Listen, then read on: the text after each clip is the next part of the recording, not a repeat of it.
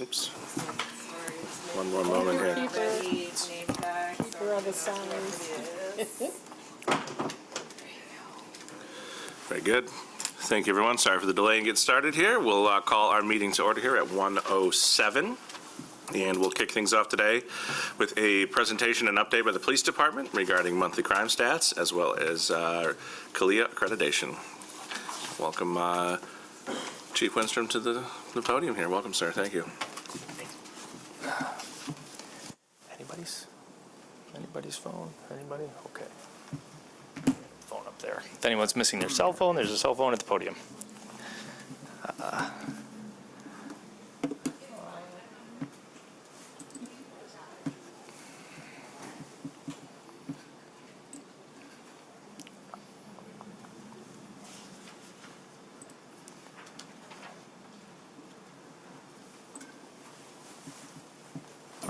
All right, thank you, commissioners, committee members. Just update from, oh. All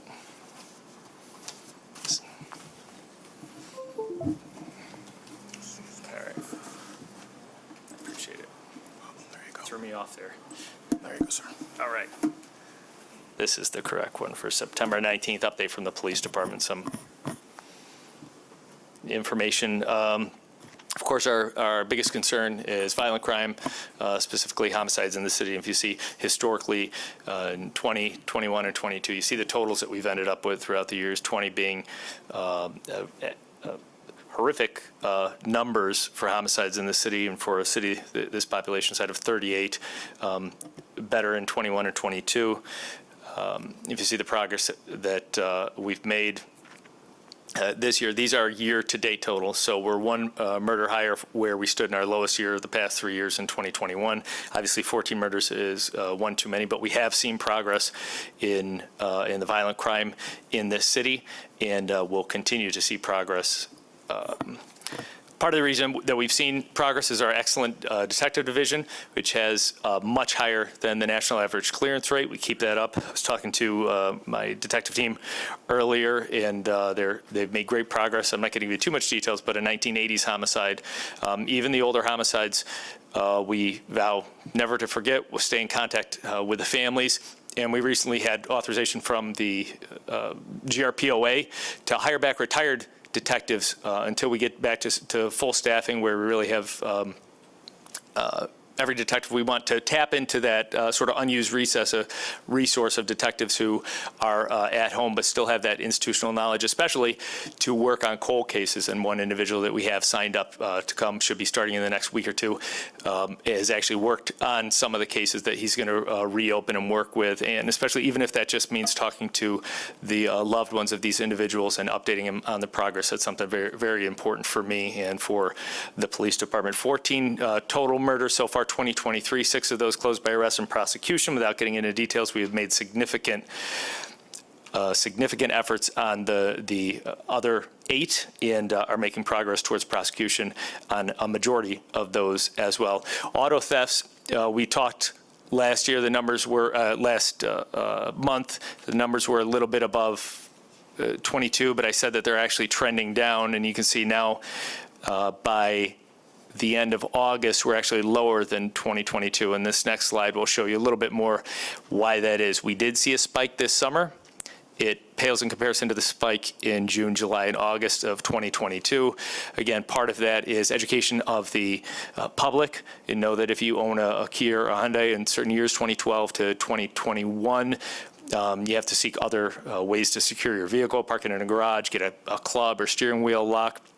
And then part of it is the aggressive prosecution through our detective division. Having said that, many of these offenders are juvenile, so I want to give credit to the many nonprofits in our city who are working directly with the youth in our city to find a better path than to be out putting themselves in dangerous situations.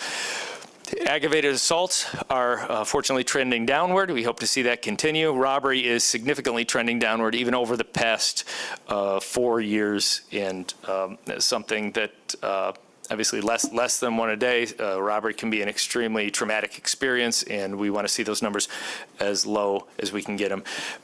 Nearly lastly, this is a picture from a very serious motorcycle accident a few days ago, but this was the very first image that we used of the new drones that we were able to obtain funding for. This is a one drone that we've had. We have our pilots trained, and we're able to use this, and this is a photograph that will be used for part of the accident investigation. You can see the lines on the roadway and things, and the clarity is much more than from a ground area. Just a few words on the ordinances around disorderly behavior, especially downtown. They took effect August 24th. We haven't seen a significant number of enforcement. What we are doing with our police department is training our officers, which we did through a bulletin, especially stressing the need for proper documentation, and then being out in the community, especially our downtown officers, educating the community as well. And if that's a good segue, I could turn it over to Deputy City Manager Behrens. Thanks, Chief. Just real quickly, the second ordinance that this body recommended and the commission ultimately adopted was around the personal property and excess personal property in public spaces. Same effective date that the chief just spoke about with respect to the loitering and accosting ordinances. We have been in the process of training our staff. So if you recall from the presentations we made over some months, we already had some provisions on the books about personal property. We had been working with folks to understand kind of what a reasonable footprint was. The new ordinances really clarify that, so we're working with staff to get comfortable with the visual assessment of what's kind of 32 gallons and working again with folks to understand what's allowable, and then created much more specificity with respect to the types of notice that we need to provide, whether in advance of impounding property that is in violation or after, if we can do an immediate impound because of some health and safety issue that's presented by that personal property. So we're working on refining the ordinances, getting feedback from our staff about, or refining the notices, getting feedback from stakeholders about, actual understandability of the notices. They can tend to be a little bit legalistic. So we are continuing to do that and then adapt our ability to both proactively monitor certain areas and react quickly throughout the city on enforcement of those ordinances. All right, and I think before we take questions, I'd ask Lieutenant Nate Mead, Internal Affairs Lieutenant, and Jane, are you coming up too? Okay, and Lieutenant Forner of the Detective Division, who are our lead on CALEA, the Commission for Accreditation on Law Enforcement Accreditation. Yeah. I'll go ahead and lower this here. Okay. Hello, committee members. This is my esteemed colleague, Lieutenant Forner. I'm Lieutenant Mead with the Internal Affairs Division. So we're going to talk about CALEA today, the accreditation process, kind of give you a little overview of what the steps are to get through it, how it impacts the department, and what the expectations are from CALEA for involved agencies. All right. I put a lot of work in this, so we got to get it up there for you guys. So CALEA is Commission on Accreditation of Law Enforcement Agencies. It's a nationwide independent accreditation agency. It covers not only, and we'll get to this in the slide, I'll get ahead of myself, but it not only covers national law enforcement agencies, but they've also expanded into Canada, the West Indies, and Mexico. So they've got agencies in other countries. They're kind of expanding their footprint, but they're trying to bring these standards out to other countries and kind of make it more of an international standard versus a national standard. It's nonprofit, and like I said, it's a nationwide best practices based on obviously court cases and precedent and agencies and learning from trial and error. There's 1,500 agencies involved. Like I said, there's also a communications program. They've got a public safety program and a training academy program. So they've got 4 different programs that are involved in the CALEA. We are actually involved in 2 of them, the law enforcement side of it, as well as the communications side. In Michigan, there's 12 agencies locally, or 12 agencies with a couple locals. We've got Wyoming Department of Public Safety and Grand Valley Department of Public Safety, who are also CALEA accredited. There's only 3 communications agencies in Michigan that are accredited. We happen to be one of them, which I think is a big show of how dedicated we are to the accreditation process. And then we've got 3 agencies that are right now in self-assessment, 2 of which are Michigan State Police and Detroit Police Department. So some bigger agencies are coming on board. Why accreditation? The commitment to accreditation allows us to have some community input. Part of the process is having that community input and that feedback. So we've got community advocacy and support. Obviously, there's support from the Grand Rapidians, this commission, as well as the City Commission. There's a lot of support. City Manager has obviously shown support for this process. So there's a lot of internal support, and then obviously externally there's a lot of federal funding and grants that are tied up with accreditation, and I think it's important just to show that we meet and exceed those national standards. This is just kind of a slideshow or a little snippet of what I just discussed. Kind of gives this is right from their website. All right, so what is the process? And I'm going to defer to Lieutenant Forner. She had her hand more into this process than I did the last couple months. So the process is enrolling. So as many of you probably know, we actually enrolled. We had actually enrolled in this process originally back in 2016. Went through these steps in 2016 to 2018 where we were accredited by CALEA at that time. CALEA is a 4-year reaccreditation process, so every year you have continuous proofing and standards and whatnot. We had to go back in. We chose to go back into the self-assessment program in July of 2022, so we had to start the process over. Thankfully, we had a lot of the beginning things already there because we'd gone through this once. We'd done almost 4 years of accreditation.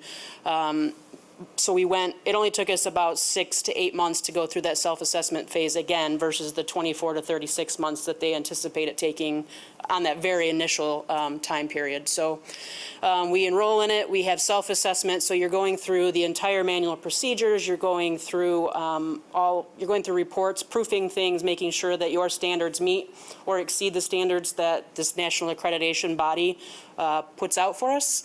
And then, again, all of our manual of procedures, our policies and our procedures, we're already meeting or exceeding those standards because of that first 4-year accreditation process. So even though we were technically without accreditation from July of 22 to July of 23, our policies and procedures didn't change. We were still meeting or exceeding their standards.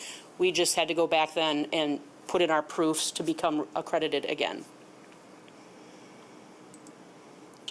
So enrollment, I talked about that a little bit, and then the times. We were accredited again in Oklahoma City at the CALEA National Convention this summer. So we are an accredited agency. We actually just got our big certificate in a frame yesterday in the mail, so we have that back at the police department. Self-assessment. We also are we did the self-assessment for the communications accreditation also back in 2018, and that did take about 2 years again for that first step of self-assessment. So our communications center was accredited in 2020. And then every year, every single year, there are web-based assessments. So once a year, we have to do proofs and standards every year. So it's a continuing process. It's not something that happens in the first year and the 4th year. It's every single year, making sure that our policies and procedures are meeting those best practices and that we have proofs that we can provide to CALEA for them to then review and let us know that we're meeting those standards that they've set forth.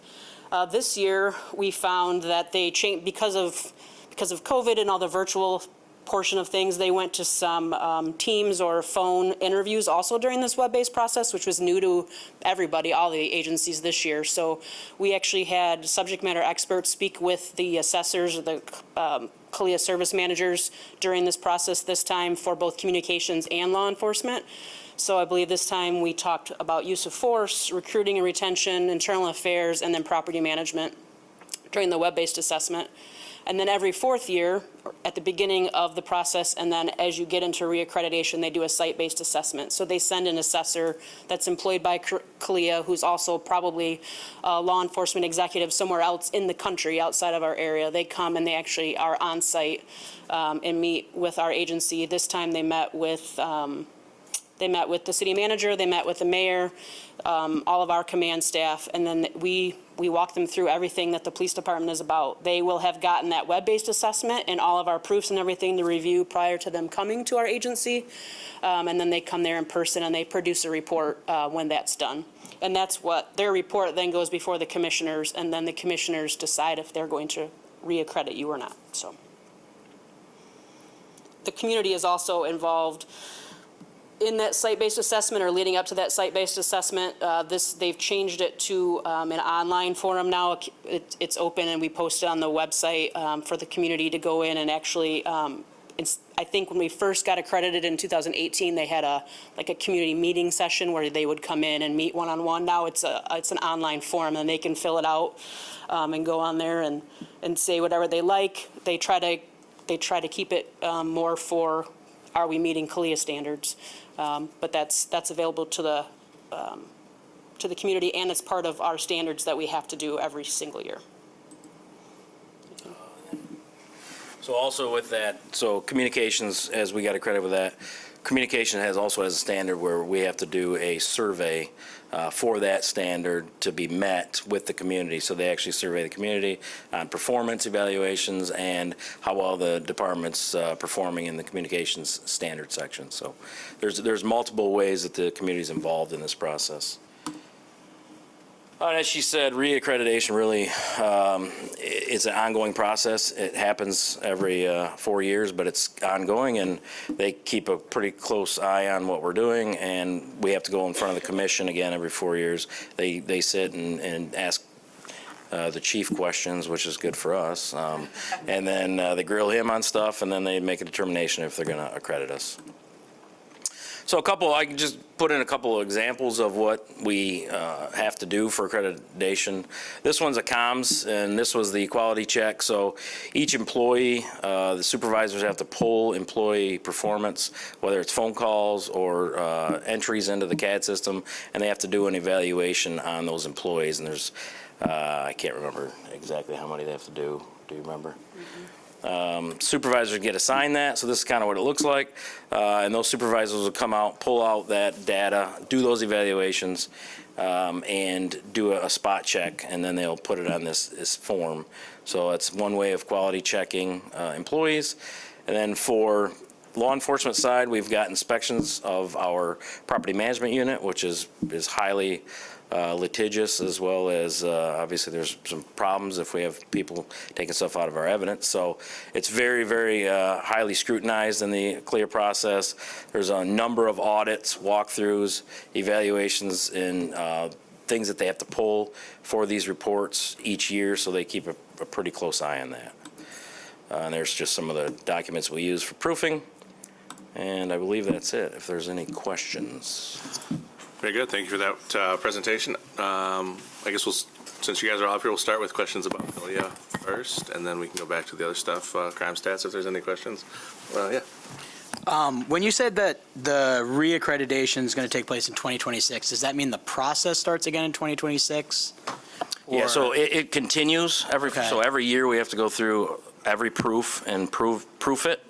But then in 2026, we have to go back to a conference, go in front of the board again, and they take all 4 years of data, compile our on-site and our site-based assessment into a report, and then and the chief will get grilled again. So what was the reason for the year gap between 2022 and 2023? Yeah, unfortunately, we had an unexpected departure of our old accreditation manager. So he left on a Monday, and it fell in our lap on a Friday. We didn't have a lot of experience in it, so there was a learning curve. We didn't feel it was proper to continue forward without putting our best foot forward and really understanding the process. So we took a break. Chief just came on board, which caused more of a problem. So, it was kind of a good and bad way. But the CEO in the CLIA process is the most important person. So everything flows through that. So when we had that changeover, and then we had the accreditation manager leave, it caused kind of a conundrum for us. So we went to the chief, I think first couple days of his new responsibility, said, hey, here's our problem. And he affirmed that he was, he wanted to push forward with accreditation. He felt it was important. So we kind of took a step back, wanted to do it correctly the first time, or the accreditation, wanted to make sure everything was correct. But so it's not anticipated that there would be a gap in 2026? Hopefully not. Okay, all right. Yeah. As long as everybody stays. Yeah, and we've changed the process now where we've got more people's hands in it. So if I left or if Lieutenant Forner left, obviously we both know how to do it. So we've kind of fixed that problem. Cool, thank you. How many agencies in Michigan are CALIA certified? You know that? Or what percentage nationwide are CALIA certified? It's 14, I believe, in right now in Michigan. There's 1,500 across the nation, and there's, like I said, 3. We were originally the largest municipality in CLIA. Now Detroit's getting involved, and then obviously MSP will be the biggest. About 14 out of the entire state of municipal, township, sheriff's Yes. departments. There's only 14. That's okay. You're in good company. Other questions? Commissioner Sassi? Thank you, Mr. Chair. Thanks for the presentation. And my question was, obviously, this group has presented on the different tactics we've had to take around staffing. Was that of any consideration as we went through the accreditation process? I know we made a lot of improvements, sort of at we have the sworn level and the number of officers that we have, but was that of any concern as we go through an accreditation process? As far as staffing levels and where they're staffed, not really. There are some nuances in the proofs and stuff, but that require people to be in certain spots, but Okay. it doesn't say we got to have so many people doing so many different jobs. Okay. All right, thank you. And I would like to add to that, there is the benefit when you know you're joining an agency that's CLIA accredited. If you're a recruit, we've actually had recruits from colleges that reached out and say, well, are you accredited? Because it's something they know they're joining a professional organization that's holding itself to very high standards. So the benefit for recruiting is there as well. Mr. Fain? Yeah, thank you, Chief and staff for this update and this report. And this is additional transparency, being willing to be evaluated by other agencies outside of our organization. I do recall when they were on site, I did have a chance to meet with some of the members from CLIA, but I also thought there were opportunities there. Other members, community members outside the department were invited to meet with them. And I may have missed that explanation earlier, but I do recall that happening. Sure, thank you for asking that. I did forget to mention that. We had several community members that are involved with different organizations throughout the city.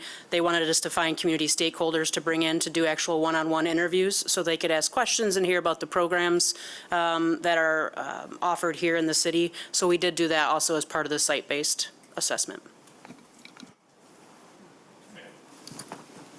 Thank you again for your presentation. Do you agree with the statement that comes from Kelly that this is the gold standard?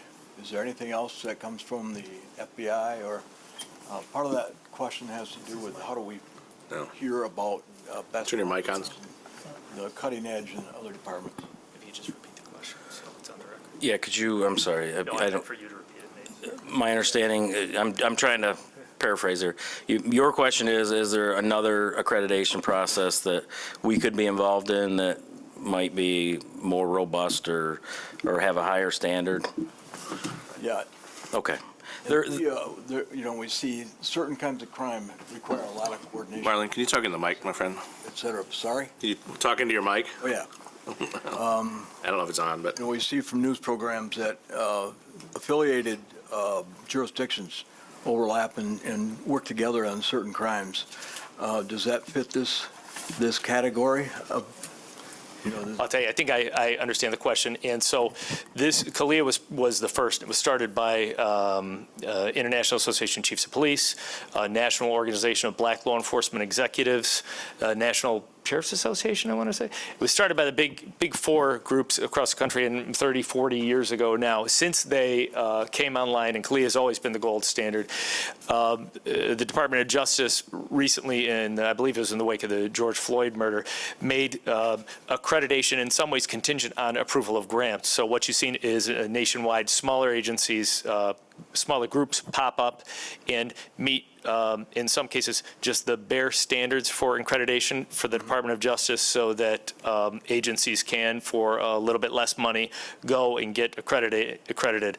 I'm not disparaging the Michigan Association of Chiefs of Police accreditation process, but because of that, the MACP actually started less robust, I would say, accreditation process. So there are alternatives that we could say, hey, we're accredited, we're in one of these other agencies, but CALEA is the gold standard. It is the hardest. It is putting ourselves out there to have an outside organization review us on a regular basis. It's asking somebody to come in and say, hey, are we doing anything wrong? And we got to have answers for them on a regular basis to stay accredited. So yeah, I would say it is gold standard still. Thank you. Very good. Any other questions? Mr. Robbins? Yeah, I have a quick question. Have either Detroit PD or MSP been previously accredited? No. There's been a little bit of a reluctance from both, is my understanding, but I think with everything that's going on, Sure. they've jumped Sure. on. Yep. So then to date, GRPD is the biggest municipality in the state of Michigan to have achieved the accreditation. As of today, yes. Got it. Thank you. And the best. I did some quick math. There's 588 departments in the state, so you're in the top 2.5%. We'll take it. And then when I look at the evaluations, I saw that you all had 156 evaluations that came to the department in that capacity. Is that correct?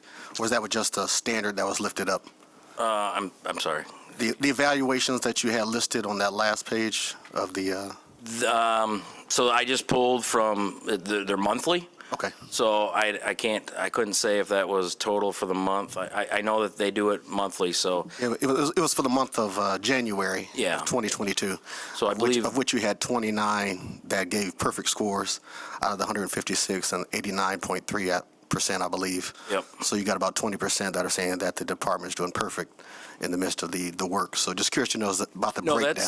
that's so the standards that they're evaluated on. There's I think 7 or 8 standards, and they're graded 1 to 5, and that's from the evaluator. Did they meet all the requirements that the call taker or the dispatcher were supposed to meet? So if they got a 5 on all the things on the call, that was from the grader, not the community.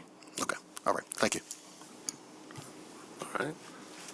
Thank you all for your time and presentations. Any other questions about anything else related to the previous presentations? All right, hearing none. We'll conclude that portion of the agenda, and we'll invite our friends from the fire department up to the podium. We'll present an update on the fire cadet program.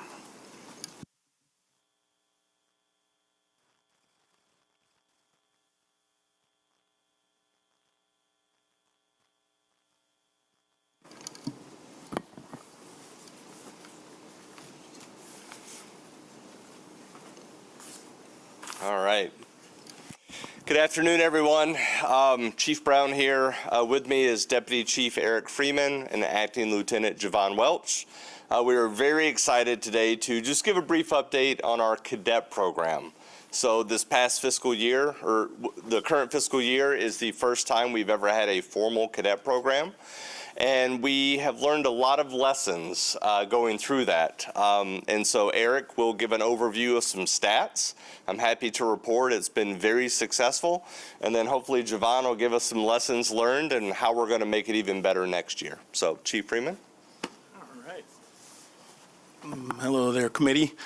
Thanks for having us here and talking about this. This was a big, passionate, reach for us to be able to get to this goal of having this cadet program last year. So when we started with the inception of it, we did a lot of research to figure out what this was going to look like. And we knew that it was going to have some evolution because this was a first-time thing for the city of Grand Rapids. So we started with a group of 6 cadets, very diverse group of young people, very excited to be in the program.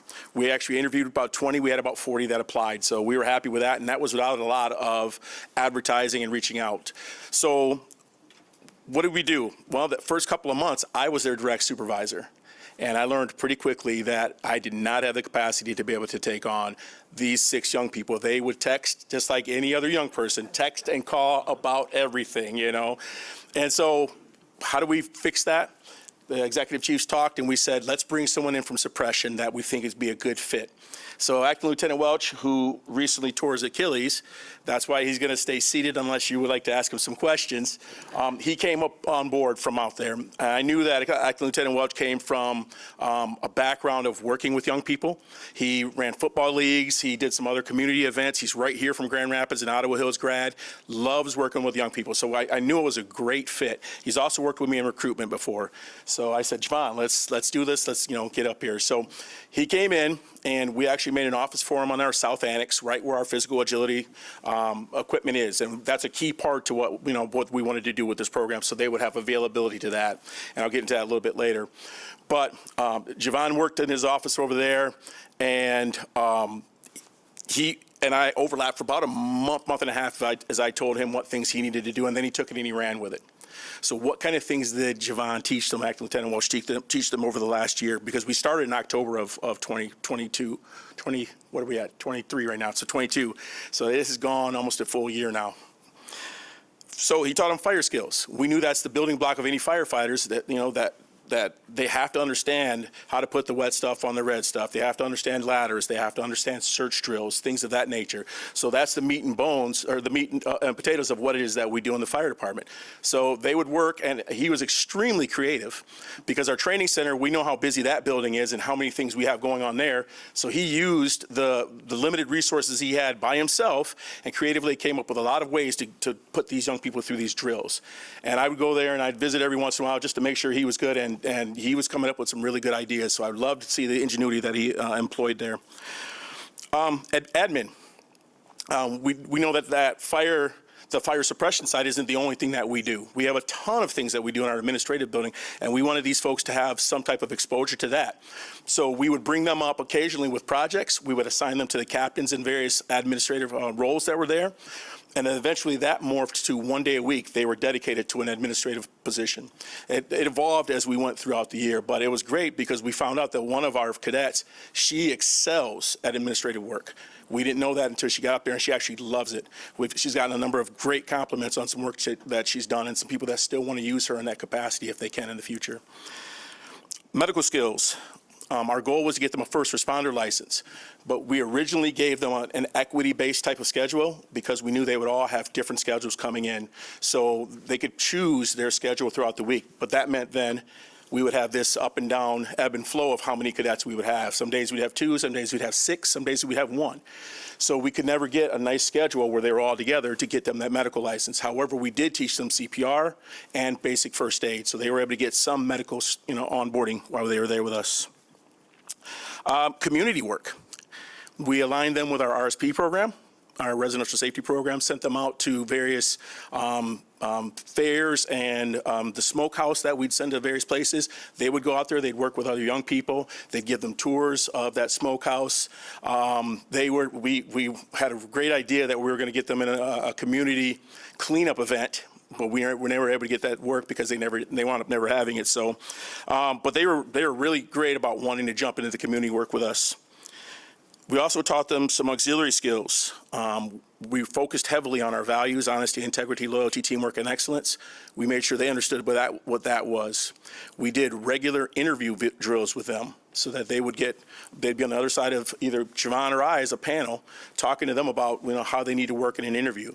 Some things as basic as shaking hands, looking people in the eye, introducing themselves.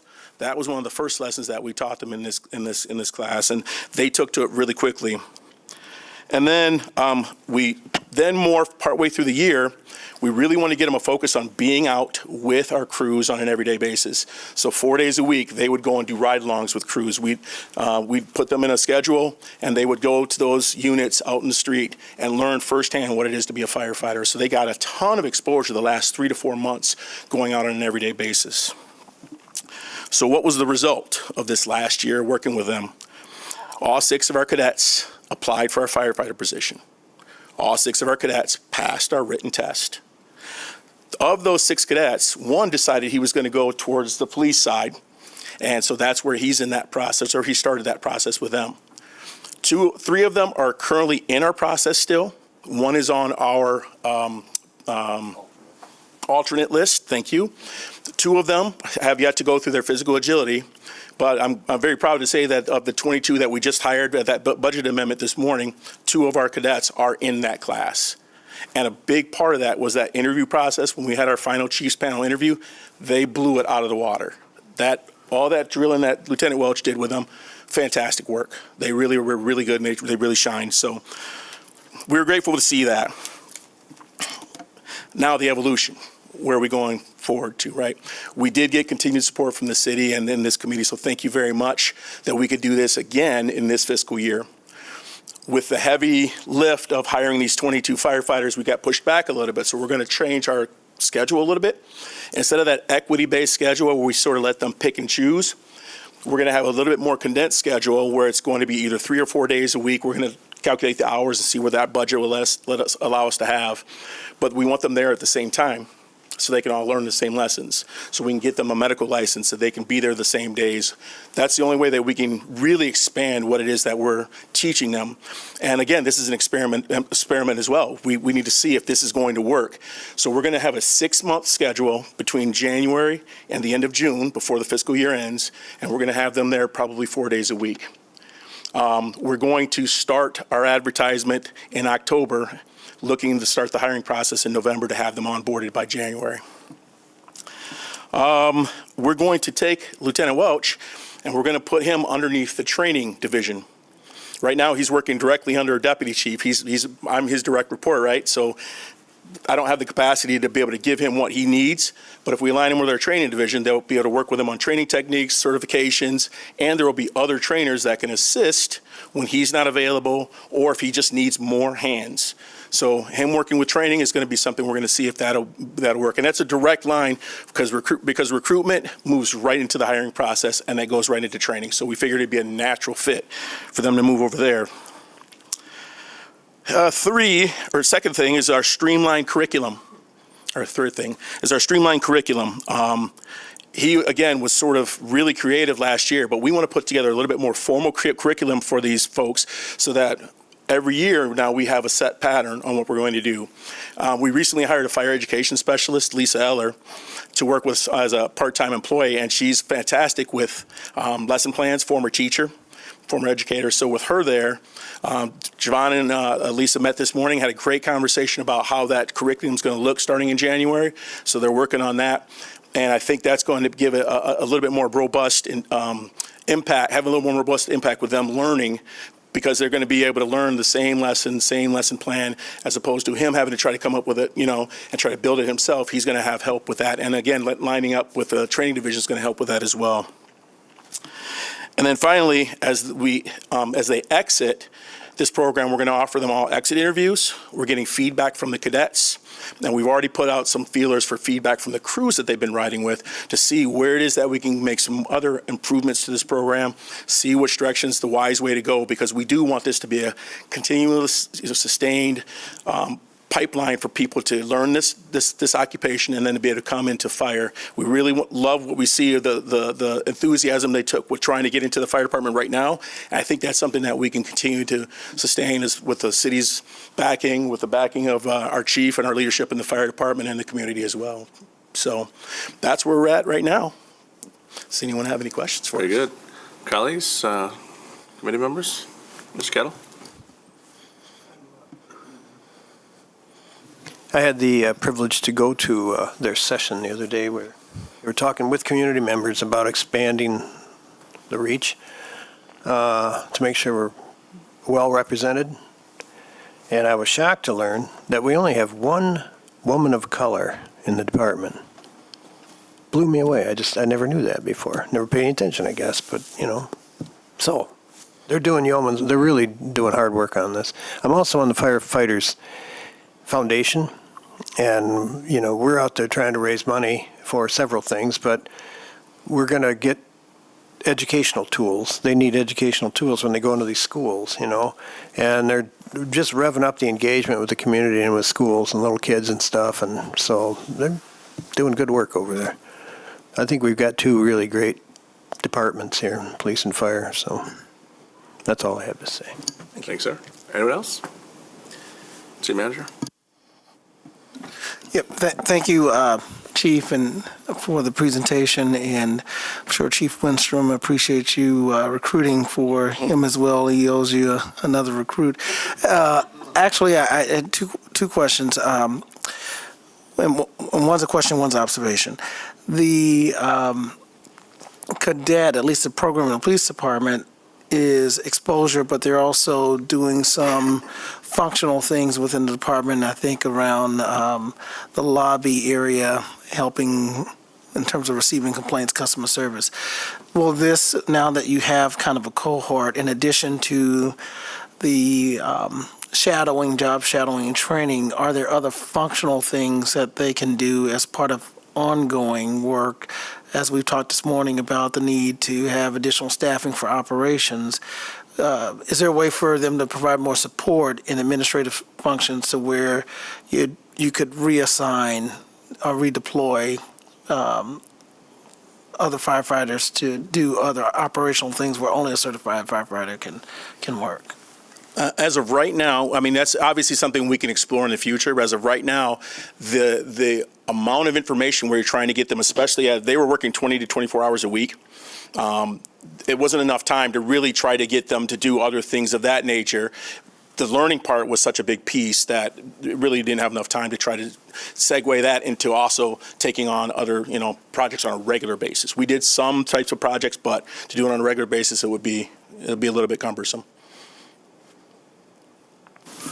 Very good. Any other questions or comments? All right, well, thank you for that presentation, gentlemen. Thank you. And the good work that you're doing. And with that, we can conclude this meeting at 1:48. Thank you, everyone.